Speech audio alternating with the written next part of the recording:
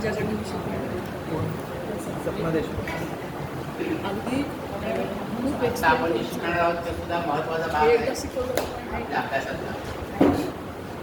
कुंडलीमध्ये जे 12 भाव असतात त्या प्रत्येक भावावरून प्रत्येक भावाला कोणती कोणती नावं आहेत. एका भावाला बरीच नावं असतात, बऱ्याच प्रकारची नावं आहेत. त्यातली काही नावं मी तुम्हाला सांगेन, काही नावं जास्त ते बघायची असेल तर आपण छोटं पुस्तक आहे त्याच्यामध्ये प्रत्येक भावाची नावं दिलेली आहेत. मुलांनी पुस्तक ती सुद्धा तुम्ही बघा.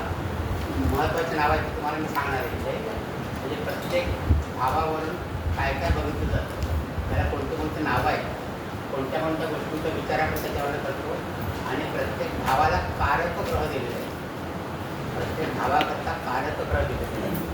तो तुम्हाला व्यवस्थित लक्षात ठेवला पाहिजे. कारक ग्रह का तर ज्यावेळेला तुम्ही फलादेश बघता कुंडलीमध्ये तर त्यावेळेला तुम्हाला 3 गोष्टी प्रामुख्याने बघायच्या असतात. म्हणजे भाव, म्हणजे तुम्हाला जो विषय बघायचा आहे, ज्या बाबतीतला फलादेश बघायचा आहे तो कोणत्या भावावरून आपण बघतो, तो भाव आपल्याला बघायला लागतो. त्याच्यानंतर भावेश, त्या भावाचा स्वामी कसा आहे, कुठे बसला आहे तो बघायला लागतो भावेश. आणि नंतर त्याचा कारक ग्रह, त्या भावाचा कारक ग्रह कोणता आहे. त्या गोष्टी प्रामुख्याने 3 गोष्टी तर बघायलाच लागतात. त्याच्याशिवाय आणखी तुम्हाला जास्त सूक्ष्म बघायचं असेल तर ह्या 3च्या व्यतिरिक्त भावातील ग्रह,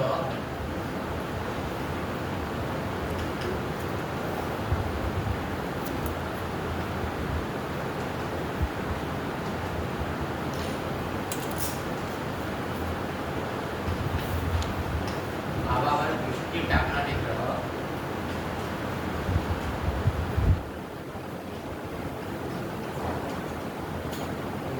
भावेश, भावेशावर दृष्टी टाकणारे ग्रह, या सर्व गोष्टी तुम्हाला बघायच्या आहेत. आणि मग भावेशाची कोणत्या ग्रहांवर दृष्टी होते हा म्हणजे पुढचा बेसिक तुम्हाला या 3 गोष्टीचं बघायचं असतं. भाव, भावेश आणि कारक. भाव, भावेश आणि कारक. तर आता कुंडली जर बघितली तर हा आपण प्रथम भाव असतो ना, हा आपण प्रथम भाव असतो. हा सगळ्यात महत्त्वाचा भाव आहे कुंडलीचा. कारण इथून जी काय या कुंडलीला फळं मिळणार ती सगळे ह्या स्थानावर अवलंबून. या स्थानाचा स्वामी कसा बलवान असेल त्याप्रमाणे त्याचं फळ घेण्याची क्षमता किती ती बघायला पाहिजे. हा भाव सगळ्यात महत्त्वाचा भाव आहे.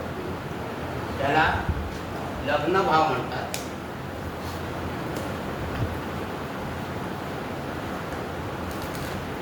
लग्न भाव किंवा तनुभाव,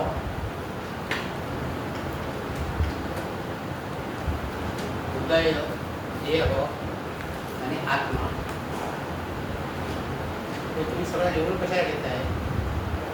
तुमच्या पुस्तकात सगळं दिलेलं आहे. पुस्तक उघडा राहते. आता दिलेलं, आत्ता दिलेलं पुस्तक मी दिलेलं आहे.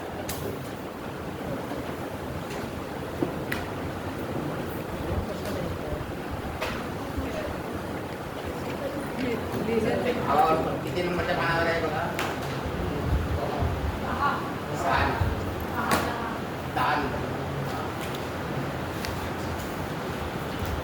आहे का तिथे. म्हणजे तुम्ही अजिबात कोणत्याही गोष्ट येऊन ठेवणार, सगळं त्याच्यामध्ये आहे. प्रथम भाव जो आहे त्याला लग्न भाव किंवा तनुभाव असं म्हणतात. त्याची आणखी ॲडिशन नावं उदय, देह किंवा आत्मा, ही त्याची आणखी ॲडिशन नावं आहेत प्रथम भावाला.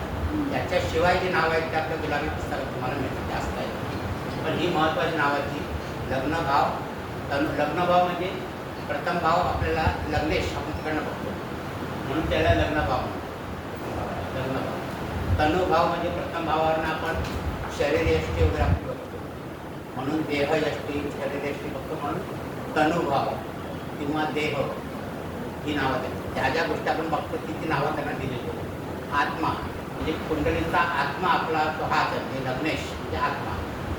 म्हणून हे प्रथम स्थान महत्त्वाचं, ही नावं त्यांना आहे. आणि या स्थानाचा कारक ग्रह आहे रवी.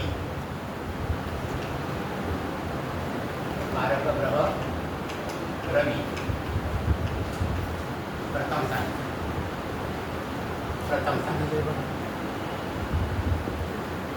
मग आता प्रथम स्थानावर आपण कोणत्या गोष्टी बघतो तर याला आपण तनुभाव असं म्हणतो. लग्नभावच्या तनुभाव असं म्हणतो.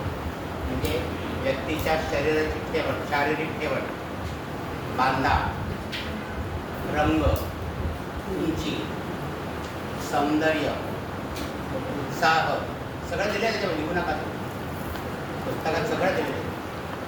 ते वाचा. जोम, आरोग्य, रोगप्रतिकारक शक्ती, चेहऱ्यावरील भाव, व्यक्तिमत्व, धडाडी अथवा नैराश्य, आयुर्मान किंवा जन्मकूळ या ज्या गोष्टी आपल्याला शरीर प्रकृतीबद्दल आपण बघतो त्या सगळ्या आपण प्रथम स्थानावर लावतो. या गोष्टी आपण प्रथम स्थानावर लावतो. आता शारीरिक ठेवण आपण शारीरिक ठेवण शारीरिक ठेवण आपण कशी बघता येणार ना, तर प्रथम स्थानामध्ये लग्न कोणतं आहे. लग्न कोणतं आहे? लग्न समजा अग्नितत्वाचं आहे. अग्नितत्वाचं म्हणजे मेष, सिंह, धनु. तर अशा व्यक्तींची प्रकृती कशी धडधाड करते. धर्म म्हणजे क्षत्रिय ह्याच्या असतात. क्षत्रिय क्षत्रिय म्हणजे क्षत्रिय म्हणजे कोण, तर क्षेत्रात काम करणार म्हणजे शेतकरी किंवा आणखी जे मेहनतीची कामं करणारे सैनिक आपण म्हणतो, त्यांची शरीर प्रकृती कशी असते, धडधाकट असते.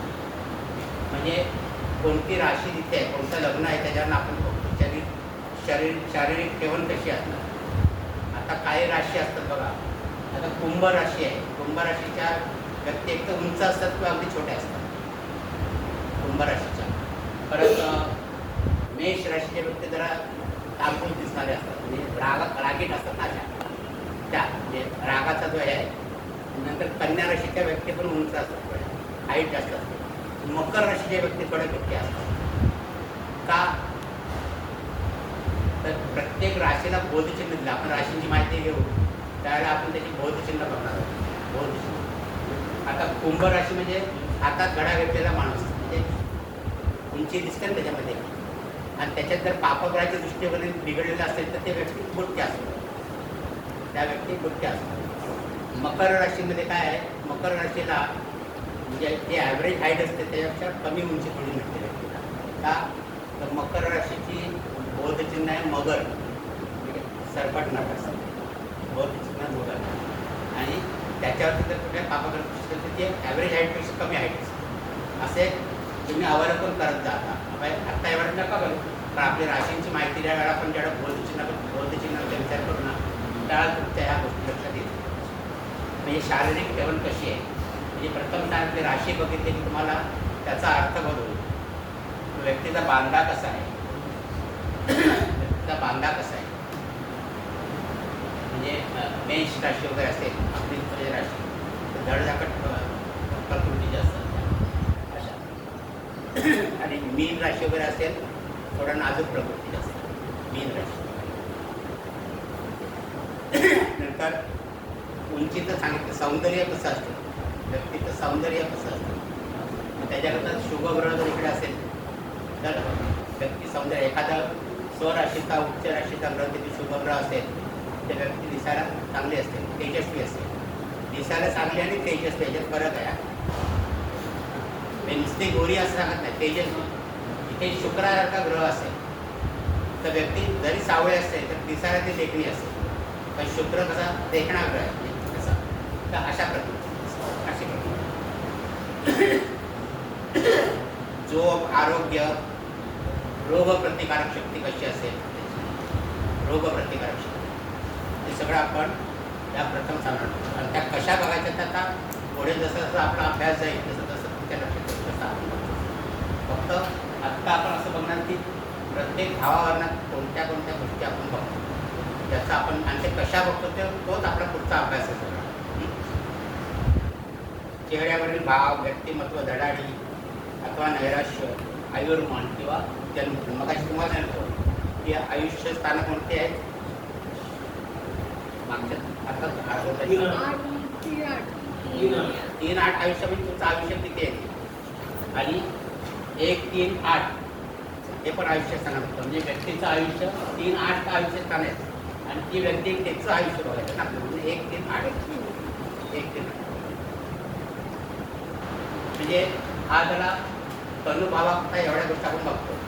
शरीर यष्टी कशी आहे, काय असते, नंतर त्या व्यक्तीची प्रवृत्ती कशी असते, प्रकृती आणि प्रवृत्ती आपण बघतो. प्रवृत्ती कशी असेल म्हणजे स्वभाव कसा असेल, स्वाभाविक बल कसा असेल, व्यक्तिमत्व कसं असेल, कर्तृत्व कसं असेल, आचार विचार किंवा जीवनाकडे पाहण्याचा दृष्टिकोन, परिस्थितीबरोबर संघर्ष करताना त्यावर मात करणे किंवा हार स्वीकारणे, निर्णयशक्ती, प्रयत्नांमधील यश, या सगळ्या गोष्टी ज्या आपण प्रथम स्थानावर आहोत. आता प्रकृतीमध्ये स्वभाव आपण बघतो. स्वभावामध्ये ते कोणती राशी आहे, त्याचा स्वामी कोण आहे किंवा तिथे कोणते ग्रह आहेत त्याचा आपण विचार करतो. आता इथे मेष राशी असेल आणि मंगळ स्थिती असेल प्रथम स्थानामध्ये, तर ती व्यक्ती कशी असेल, कोणती जगात राग नाही, तापट तिथे गुरुसारखा ग्रह असेल, गुरुची राशी असेल, गुरुसारखा ग्रह असेल तर कशी असेल व्यक्ती शांत स्वभावी, विचारपूर्वक निर्णय घेणारे असेल, विचारपूर्वक निर्णय घेण्याचे. तिथे शुक्रासारखा ग्रह असेल, तेजस्वी, थोडे रसिक असेल, शनीसारखा ग्रह असेल, तापट, शनीचं तापट नसेल, हा चिकाटीने अभ्यास करणं, चिकाटी दाखवणारा किंवा नैराश्यवादी जरा असं, मीच का करत आहे का असं, म्हणजे मीच त्याच्यावर बाकी लोक आहेत ना असा प्रकार असतो. इथे कर्क राशी असेल, कर्क राशी समजा चंद्र, इथे चंद्र आहे आणि कर्क राशी आहे, कशा व्यक्ती असतील हां थोड्या शांत म्हणजे मृदू स्वभावाच्या असतील,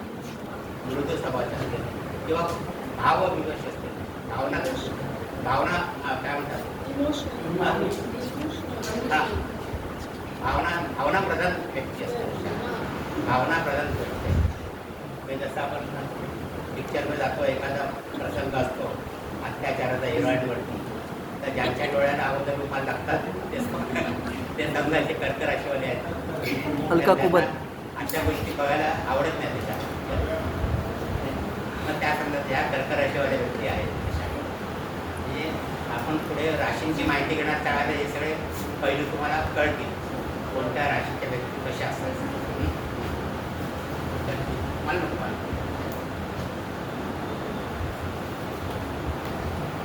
तर त्याच्यावर आपण प्रवृत्ती सुद्धा बघू. प्रथम स्थानावर ना व्यक्तीची प्रवृत्ती कशी असते, प्रकृती कशी असते आणि प्रवृत्ती कशी असते. आणि सर्वसाधारण आपण काय बघतो त्याच्यावर ना, यश अपयश, व्यक्तीला मिळणारे यश अपयश, जीवनातील चढ उतार, ह्या गोष्टी आपण करणं बघतो. आता प्रथम स्थानावर काय या गोष्टी बघतो, तर प्रथम स्थानचा स्वामी लग्नेश, म्हणजे या कुंडलीचा कर्ता जो असतो लग्नेश, तोच प्रथम स्थानावर आपण बघतो. मग त्याच्या जीवनात येणारे यश अपयश आणि त्याचं जीवन यशामुळे हा यश मिळतं जीवनामध्ये, की त्याला अपयश येतं किंवा भांडावं लागतं, संघर्ष करावा लागतो यशाकरता. या सगळ्या गोष्टी आपल्याला प्रथम स्थानावर त्याचा बोध होतो, प्रथम स्थानावर. आणि हे केंद्रस्थान आहे. 4 केंद्रापैकी पहिलं केंद्रस्थान, मग त्याच्यामध्ये केंद्रस्थान, त्याच्यापैकी प्रथम स्थान हे केंद्रस्थान आहे. आणि पूर्व दिशा आहे, ही आपण पूर्व दिशा म्हणतो ना, ही पूर्व, ही पश्चिम, ही दक्षिण आणि ही उत्तर, असं आपण कुंडली मांडल्यानंतर अशा दिशा आपण बघतो. पूर्व दिशेचं आहे ते, पूर्व दिशा. नंतर धर्मत्रिकोणातलं एक स्थान, धर्मत्रिकोण म्हणजे 1, 5, 9 ही जी धर्मत्रिकोण स्थान आहे त्याच्यापैकी हे एक स्थान आहे धर्मत्रिकोण. आणि ज्यावेळेला आपण कृष्णकुंडली मांडतो, पुढच्या वर्षीचा कृष्णकुंडली मांडतो, त्यावेळेला प्रथम स्थानावर आपण प्रश्नकर्ता बघतो. प्रश्नकर्ता कोण आहे तो? प्रथम स्थानावर. तर फक्त ऐकून घेतो पुढच्या वेळेस तुम्हाला येईल. प्रथम स्थानावर म्हणजे प्रथम स्थानावर किती गोष्टी आपण बघतो ते तुम्हाला कळेल. नंतर शरीराचा भाग, आपलं जे शरीर आहे या शरीराची विभागणी पण या 12 भागात केलेली आहे. म्हणजे प्रत्येक भावावरनं आपण आपल्या शरीराचे एक अवयव बघतो. तर या प्रथम भावावरनं आपण शरीरातील चरबी, हाडपेर, अस्थिसंस्था, डोकं, मेंदू, कवटीची हाडं आणि कपाळ. म्हणजे प्रथम स्थान असल्यामुळे व्यक्तीचं कपाळ, मेंदू, कपाळ, कवटीची हाडं आणि शरीरातील चरबी किंवा व्यक्तीचं प्रकृती कशी आहे. स्थूल व्यक्ती आहे की हडकुळी आहे की उंच आहे की दुटकी आहे. म्हणजे त्याचं आता जी स्थूल असतील तर चरबीचं प्रमाण जास्त, म्हणजे गुरुचा संबंध तिकडे येतो जास्त. तर गुरुची राशी असते, गुरुचा संबंध येतो, गुरुची दृष्टी असेल काय असेल असं हे येतं. अस्थिसंस्था म्हणजे आपलं हे मेन केंद्रच आहे. डोक्याचा भाग मेंदू म्हणजे आपलं मेन केंद्र आहे. तिथून बाकीच्या ज्या गोष्टी आहेत शरीराचा भाग तो आपण तिकडनं बघतो. नातेसंबंधामध्ये एक ना मातामह आपण. मातामह म्हणजे काय? आईचे वडील, आईचे वडील. आता आई आपण चतुर्थ स्थानावर. मग आईचे वडील कुठे बघणार? चतुर्थापासून दशम स्थान. दशम स्थानावर वडील बघतो आपण. म्हणजे आईचे वडील म्हणजे चतुर्थ स्थानापासून दशम स्थान. हे चतुर्थ स्थानापासून दशम स्थान आहे. चतुर्थापासूनचं दशम स्थान म्हणून इकडनं मातामह म्हणतात. मातामह म्हणजे आईचे वडील. मातामह म्हणजे आईचे वडील. पितामही म्हणजे कोण? वडिलांची आई. वडिलांची वडील आपण इकडनं बघतो, त्यांचं चतुर्थ स्थान. म्हणजे प्रथम स्थानावर आपण आईचे वडील आणि वडिलांची आई हे सुद्धा नातेसंबंध इकडनं बघतो. अशी याला भावात भाव असतो. नंतर भागीदार व शत्रूंच्या पत्नी. भागीदार आणि शत्रू आपण करून फक्त सप्तम स्थानावर. हे त्यांचं सप्तम स्थान. हे त्यांचं सप्तम स्थान म्हणजे भागीदार किंवा शत्रू यांच्या पत्नी, जोडीदार या इकडे बघतात. मुलांचा भाग्योदय हे कसे भावात भाव बघतात बघा. मुलं करून बघतो आपण संतती पंचम स्थान. ओके. आणि यांचं भाग्यस्थान म्हणजे नवम स्थान. या स्थानापासून हे नवम स्थान आहे बघा. या स्थानापासून हे नवम स्थान. इथून हे सप्तम स्थान, अष्टम स्थान आणि नवम स्थान. म्हणजे मुलांचा भाग्योदय सुद्धा आपण इकडनं बघतो. मुलांचा भाग्योदय आपण इकडनं बघतो. दिशा आहे पूर्व. दिशा आहे पूर्व. आता ह्या गोष्टी आपण ज्या सगळ्या बघितल्या, मातामह, पितामह, ह्या त्यांच्या कुंडल्यांवर जास्त जास्त प्रकाश पडतो. म्हणजे मुलांचा, संततीचा. पण ज्या त्यांची कुंडली नसेल आणि फक्त एकाच घरातल्या माणसाची कुंडली असते, त्या माणसाची तो स्वतःचीच कुंडली घेऊन असेल, बाबा माझ्या मुलांचं काय, मग त्यावेळेला ही स्थान आपण बघतो. मुलांचं मुलाची कुंडली आणली तर त्याच्यावरनं भाग्यस्थान बघू शकतो. मुलाच्या कुंडलीवरनं वेगळं. पण नसेल आणलेली तर मात्र हे भावात भाव यायला मिळतात. हां बोला.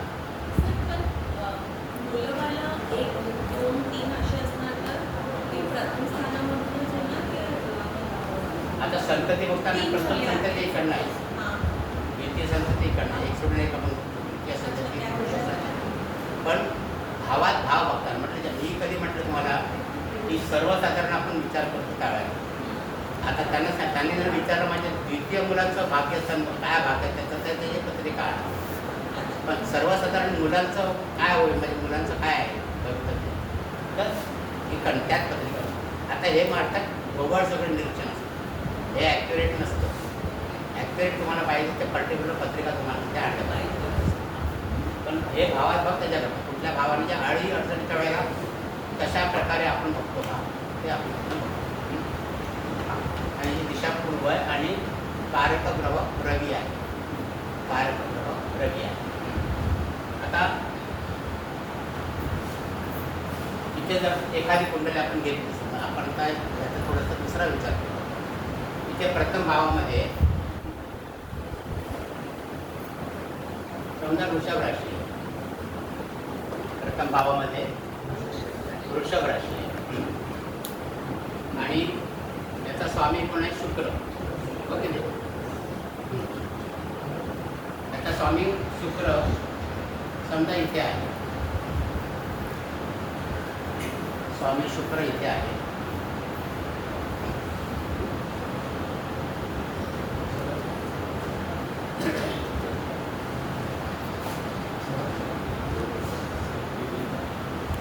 आणि रवी समजा इथे आहे. आता मी रवी आणि शुक्र हा घेतला तर शुक्र लग्नेश इथे आहे. शुक्र लग्नेश, रवी त्याचा कारक बदल. आपल्याला 3 गोष्टींचं विचार आहे, भाव, भावेश आणि कारक. आता इथे वृषभ राशी आहे. वृषभ राशी, मग वृषभ राशीवरनं ही या व्यक्तीचं जर वर्णन करत असेल ती व्यक्ती कशी असेल? वृषभ राशी म्हणजे आता ते तुम्हाला आत्ता सांगता येणार, तो अभ्यास झालेला नाही. राशीची मूलभूत माहिती आपण घेतली नाही. वृषभ राशीचं बोधचिन्ह आहे काय? बैल. बैल कसा असतं? दष्टपुष्ट असतं बैल, ओके नाही? एका ठिकाणी उभा राहिलेला बैल तिथे असं आज दिलेलं आहे. म्हणजे ही स्थिर राशी आहे, ती पण आपल्याकडे राहते. ही स्थिर राशी म्हणजे ही व्यक्ती कशी असेल? म्हणजे जास्त धावपळ करणारी नसेल, एका ठिकाणी बसून काम करणारी किंवा बैठी कामं आवडणारी अशी असेल. मेहनत करणारी असेल, बैठी कामं, जास्त अंग म्हणून मेहनत करणारी नसेल. पण त्याचा स्वामी आहे शुक्र. शुक्र काय धडपडा दिसतो का तुम्हाला? तो अगदी म्हणजे कसा आहे तो? सगळ्या गोष्टी पाहिजे. AC पाहिजे, म्हणजे पंखा पाहिजे, अमुक पाहिजे, तमुक पाहिजे असं. अशा गोष्टी अगोदर त्याच्याकडे प्राधान्य देणार असं असा ग्रह आहे. म्हणजे शुक्राची कार्यकर्ता जर तुम्ही बघितलं, त्याच्यामध्ये शुक्र आहे. शुक्राची कार्यकर्ता तुम्ही वाचा. शुक्र कशा पद्धतीचा ग्रह आहे? तो काय अगदी अंग मेहनत करणार नाही आहे. त्याला 5 मैल चालत जा आणि घेऊन ये काय वस्तू, असं तो आणणार नाही. एक मंगळ असेल जाईल तो घेऊन येतो. तर शुक्र तसं आणणार. म्हणजे ही व्यक्ती कशी असणार? अशी आळशी नाही म्हणता येणार. आळशी तत्वाची आळशी नाही. चैनीची आवड. हां, चैनीची आवड. हां, चैनीची आवड असणार. चैनीची आवड म्हणजे धावपळ करणार नसणार. विलास. धावपळ करणार नसणार.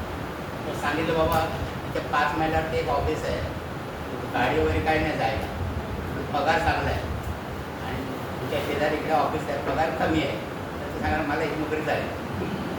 रोज रोज कोण जाणार 5 किलोमीटर चालत आणि 5 किलोमीटर येणार असा विचार करणारे. इथे जर अंग मेहनत करणारा ग्रह असता तर तो काम पैसे जास्त मिळतात. आज 5 किलोमीटर जाऊन येऊ म्हणजे प्रकृती आणि प्रवृत्ती आपल्याला कळते. इथे शुक्र आहे. आता शुक्र कसा आहे? 6ष्ठ स्थानामध्ये, रोगस्थानामध्ये शुक्र आहे. काय 6वं स्थान आहे ना, रोगस्थान शुक्र आहे. पण इथे कोणती राशी येणार आहे? इथे हे असली तर इथे तुळ राशी देणार आहे. शुक्राचीच राशी येणार आहे. म्हणजे हे आपण बघितलं कोणती उपचे स्थान कोणते? 3, 6, 10, 11. इथे आपण काय बघितलं होतं? स्वराशीचा किंवा मूळ त्रिकोण राशीचा ग्रह इथे चांगली फळं देतो. त्याच्यामुळे इथे शुक्र अशुभ फळ देणार नाही जरी षष्ठात असलं तरी. आणि लग्नेश पण तोच आहे, ओके नाही? म्हणजे अशुभ जास्त फळं देणार नाही तो, जरी 6व्या स्थानामध्ये असला तरी. जरी तो उपचे स्थानामध्ये तो स्वराशीचा उच्च राशीचा असा आहे, स्वराशीचा आहे. आणि कारक ग्रह रवी तो आहे चतुर्थात. रवी कसा आहे? रवी सुद्धा बलवान आहे ना. इथे सिंह राशी आहे, इथे सिंह राशी आहे. म्हणजे इन शॉर्ट आपल्याला जर ह्याचं हे करायचं असेल, वर्णन करायचं असेल या व्यक्तीचं, तर ही व्यक्ती कशी असेल?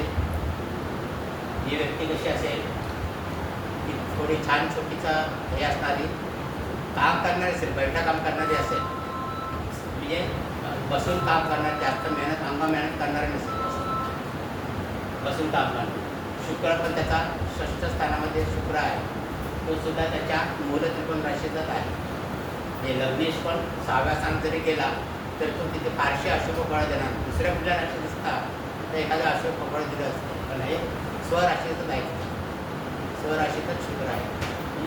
आणि रवी सुद्धा कारक ग्रह, प्रथम स्थानाचा कारक ग्रह रवी, तो सुद्धा सिंह राशीमध्ये. म्हणजे शरीर प्रकृती कशी राहील त्याची चांगली असेल शरीर प्रकृती. रवी पण चांगला आहे. रवी सुद्धा बिघडलेली नाही, शरीर प्रकृती चांगली असते. म्हणजे आता हा लग्नेश झाला. मग लग्नेशा बरोबर बाकी त्यांचे कसे संबंध आहेत ते बघा. आता आता लग्नेशापासून हा रवी कारक ग्रह कसा आहे, त्याच्यापासून लाभयोगात येतो, लाभात आहे. ओके नाही, 11 सारखा नाही त्या रवीच्या एक शुभयोगात आहे. हे पण तुमच्या व्हायचं तर शुभयोगात आहे. म्हणजे इथे रवीचे आणि शुक्राचे संबंध जरी ते एकमेकांचे शत्रू असले तरी इथे एकमेकांचे ते रिलेशन्स त्यांचे चांगले आहेत, वाईट रिलेशन नाही त्यांचे. तर रवी पण चांगला आहे, स्वराशीचा आहे, शुक्रसुद्धा स्वराशीचा आहे. म्हणजे अशा बऱ्याचशा गोष्टी एकत्र करून तुम्हाला याचा प्रथम स्थानाचा प्रदेश करता येईल.